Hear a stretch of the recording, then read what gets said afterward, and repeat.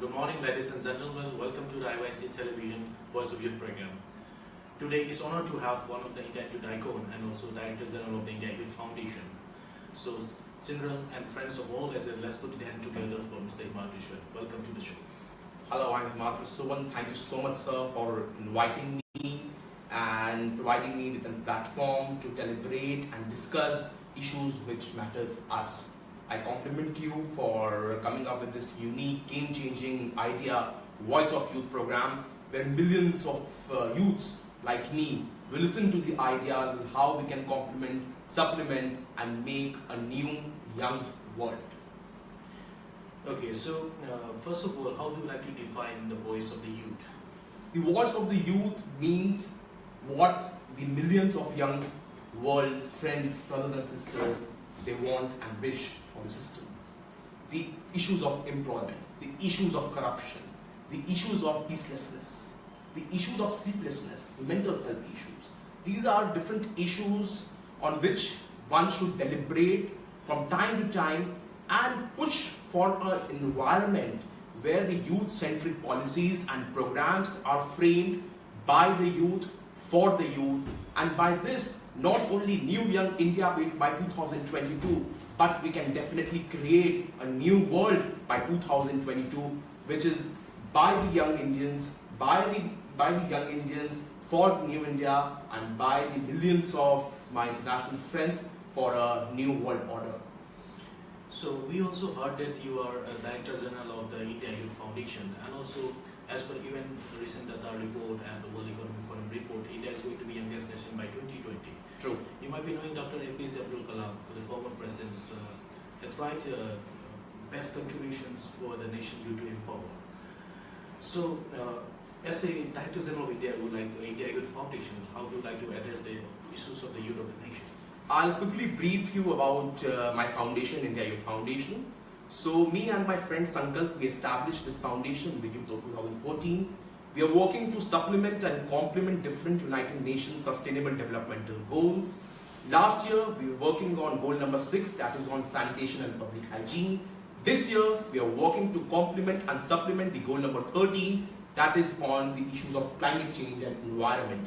We have chapters across India in different states. Our largest chapter is in the state of Uttar Pradesh, being one of the most populous states of India. So we have around 175 members there who are working day and night to bring about constructive and a considerable change for the youths.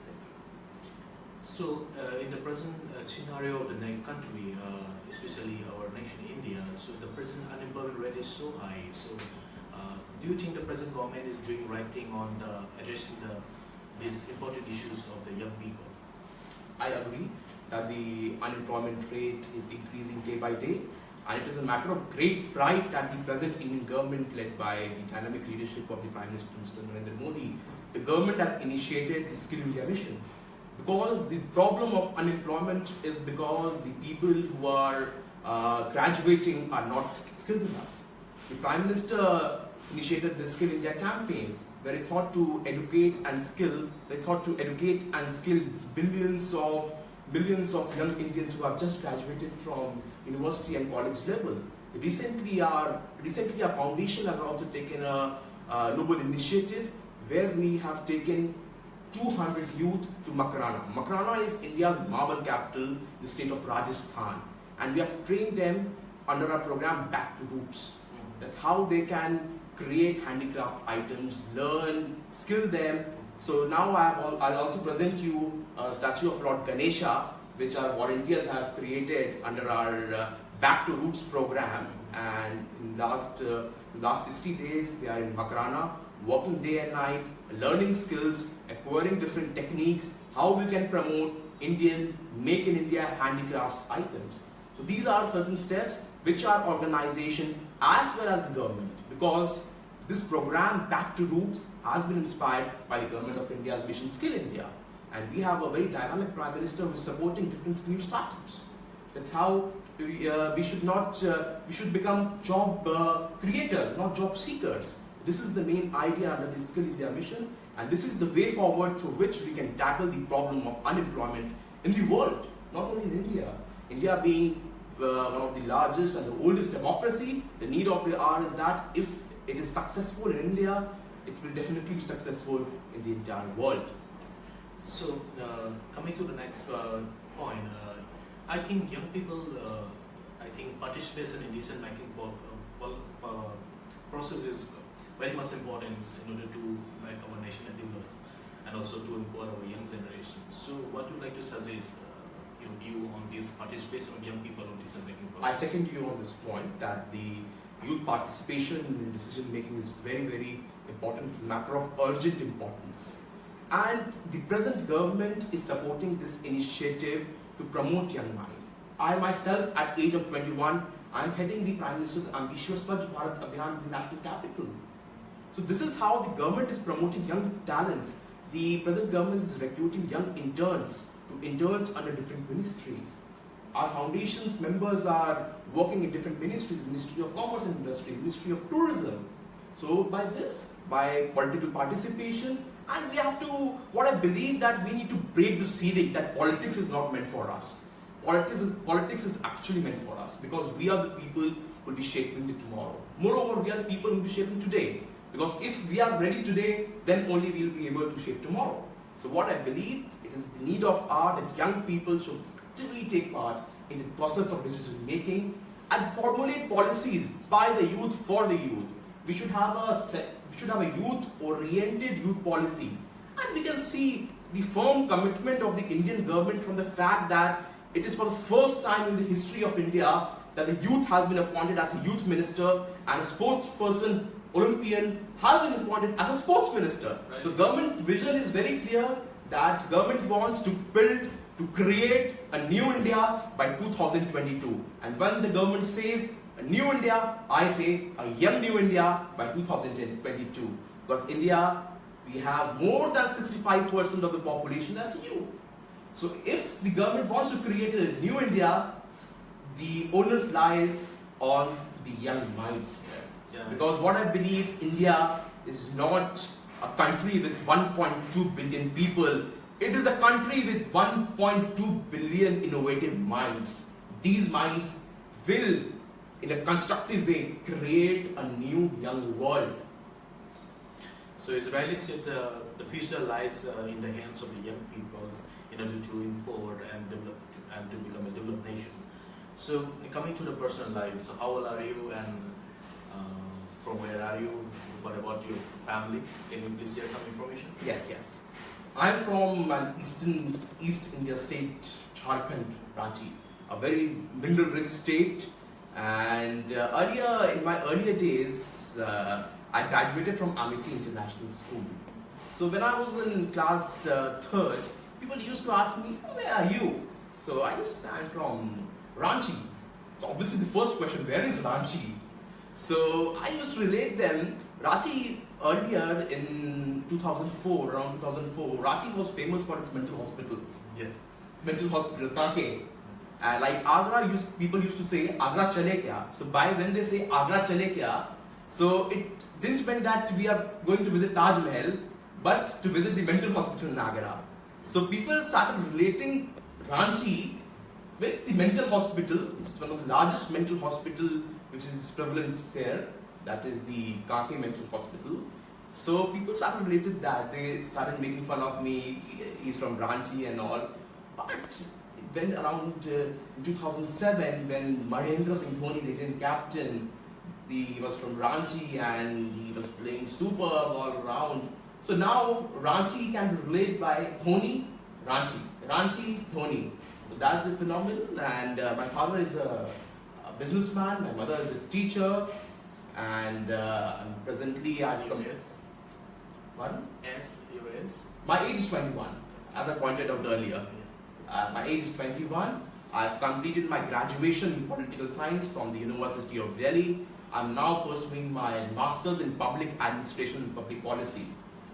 It's really nice that such a very young 21 years old boy is creating a difference in the country by doing a lot of amazing activities. Thank you so much. Thank you so much. And what was your biggest setback in your life? As I pointed out, I'm an occasional writer also. I write columns on different dailies and journals. So For the first time when I started writing my columns and articles, so the editor, he rejected my articles for the first time. And that editor, later after 2 years, he appointed me as the consulting editor. So that point in 2011 was one of the major setbacks for me. The same editor who rejected my article, he then appointed me as the consulting editor of that magazine. It's really wonderful to hear this story. It's really inspiring, and also I think of every viewers is inspiring from your really heart-touching stories. So what was the biggest sellings? I mean, so what do you think, what is the biggest sellings of your life? The biggest challenge of my life is that since my childhood, I've heard that the politics is all about the rich and the wealthy people. The major challenge, my major focus right now is to open the doors of leadership for young people.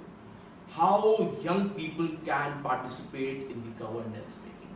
How young people can be part of the decision making. How young people can enter politics. And making a team of young innovative minds. As I pointed out, that India is not a country with 1.2 billion people, it is a country with 1.2 billion innovative minds. So I'm making a team of these innovative minds. I'm asking them to please be part of the politics, nominate yourself, go for interview, and in fact different parties in India are seeking young talents, technical people to lead their political utility. So the need of the hour I'm focusing on is to open the doors of leadership, to break the glass ceiling for the young people. So how do you like to define the word leader? For me, a leader is a spiritualist. Now you'll ask me, who is a spiritualist according to me? I'll say a spiritualist according to me is not a person who goes to temple, church, mosque every day. You're not a spiritualist. If you're a part of any religious group or anything like that, you're not a spiritualist. According to me, a spiritualist is a person who learns the art of loving, the art of caring, the art of kindness. The person who understands the art of living, art of loving, art of knowing each other, the close connectivity, the person is called a spiritualist. So a leader is a spiritualist, according to me. A person who understands each other. A person who understands that how to react to different situations. A person who knows how to love each other is a leader. So how do you like to phrase? You might be seeing in social media, Facebook, Twitter, and so many others. You said that there are so many coming up with a self-styled leader, you know. This is the present many issues, challenges facing by every real youth leaders, and especially the social activists and the young activists. So how do you like to advise them to the word meaning of the real meaning of the word leader? My advice is that if you want to become a leader, first become a spiritualist. Because if you become a spiritualist, definitely you will become a good leader. Because if you become a spiritualist, you will become a constructive leader. You will indulge in constructive activities, not in the ongoing destructive activities as being taking place in different parts of the country as you are already aware. So coming to the context of the internationals, how do you like to share your views on how to change the world? How to change the world? From last 2 years, I am working on this mission of Swachh Bharat Abhiyan, complementing and supplementing the United Nations goal number 6, public hygiene and sanitation. Because what I believe, sanitation is the bedrock of human civilization. So, after more than 70 years in India, there is a leader who's talking about sanitation from the ramparts of Red Fort. It's phenomenal. Prime Minister used to talk about GDP, foreign policies, invasions and all. But there is a Prime Minister who is talking about the problem of sanitation. And the Swachh Bharat mission is not a cakewalk. India being a country of 1.2 billion, it is one of the major tasks for the country to make the country open defecation free. And because of the support of the government and organizations like us, we have been able to complement and supplement the Swachh Bharat Abhiyan, and more than 50% of the people are now open defecation free. And what I expect as an individual, as an Indian, that to complement and supplement this vision to make India ODF free, I request the world leaders should come and support this initiative, a noble initiative to make India a better and a cleaner place. Because if India becomes a better and a cleaner place, because India, as Swami Vivekananda said, 21st century is our century. So if India develops, if India prospers, the world will prosper. And when the world will prosper, we will be able to develop a new, young world order, which is nothing the need of our. So I have heard that you have recently received National Cleanliness Award 2018 by International Association of Education of World Peace. So on what account they are giving this award to you? For my contribution from last 2 years, as I pointed out, I'm working on the Swachh Bharat Abhiyan mission, complementing, supplementing the government's agenda for Clean India, because the Prime Minister has taken a major task. And you'd ask me, what is your inspiration? How did you enter this field, contributing for Swachh Bharat Abhiyan? One odd day, I was watching television channel, and I was watching the Prime Minister's speech. So there he mentioned that children and the youth are the biggest brand ambassadors of Swachh Bharat Abhiyan. That's right. When the Prime Minister is saying that the children and the youth are the biggest brand ambassador, I, as a young Indian, it is my duty to serve my country now. I initiated this campaign, Mission SFI, a mission for cleanliness, and I made teams in different universities and colleges, at Swachhta ambassadors, and now they are complementing in pan-India the Swachh Bharat Abhiyan mission, and recognizing my efforts. The International Association of Educators of World Peace and the Confederation of Indian Universities honored me recently with the National Cleanliness Award. It's a very unique award which was bestowed on me for my contribution to the field of Swachhta, Swachh Bharat Abhiyan. Thank you so much, and we have limited time, so this will be my last questions to you. As a young Indians, what is your vision and what is your future plan for the nation? My future plan for the nation, as I pointed out, my only task right now is to open the doors of leadership for young people. Because India is a young country. More than 65% of the population is young. When our counterparts, different countries, China, Korea, are aging, India is becoming younger day by day. So if we provide them with adequate platform, a constructive platform, definitely we'll be more than successful in developing, in building a new India. And as I pointed out, if we build a new India simultaneously, gradually, a new world. That is my main focus right now. And I believe in the quote of Swami Vivekananda, arise, awake, and stop not until your goal is achieved. So I'm working to make this planet, this Mother India, by the youth, for the youth, in policy making, decision making, and all the doors of leadership for the youth.